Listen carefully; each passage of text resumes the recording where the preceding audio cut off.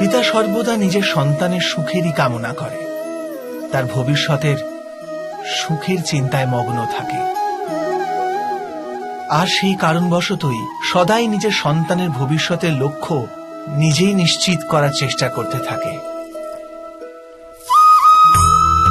যে পথে পিতা স্বয়ং চলেছে, যে পথের কাঁটা কাঁকড়ের সাথে সে পরিচিত, পথের ছায়া পথের তাপ সে স্বয়ং অনুভব করেছে, সেই পথেই তার পুত্রও চলুক, এই ইচ্ছাই থাকে প্রত্যেক পিতার।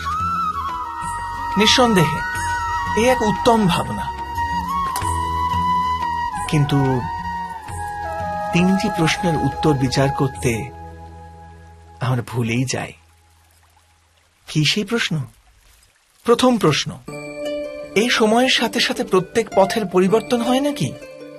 সময় কি সর্বদা নতুন পরীক্ষার সম্মুখীন করে না?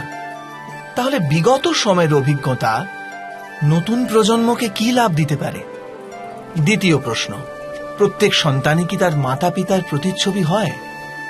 হ্যাঁ, সন্তানকে তার শিক্ষা তো অবশ্যই তার মাতা পিতা প্রদান করেন, কিন্তু অন্তরের ক্ষমতা? অন্তরের ক্ষমতা ঈশ্বরের দান। তবে যে পথে চলে পিতা সাফল্য পেয়েছে, এটা কি নিশ্চিত যে সেই পথে চলে তার সন্তানও সাফল্য আর সুখ লাভ করতে পারবে?